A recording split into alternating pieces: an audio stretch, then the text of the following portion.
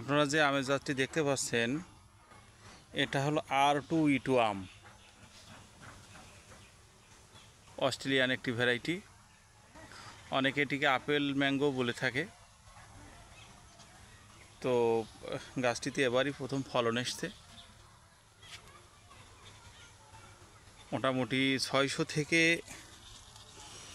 800 গ্রাম অবধি সাইজ হয়ে থাকে।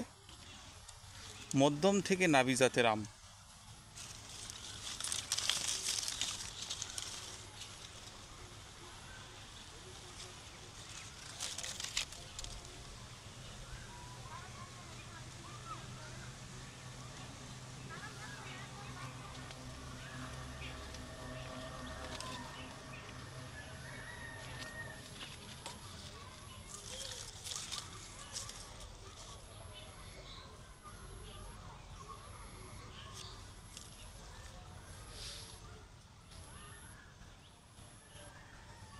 মোটামুটি আমার বাগানে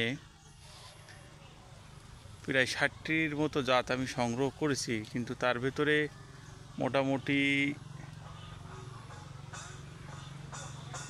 40টার মতো জাতে ফলন এবার এসছে। তো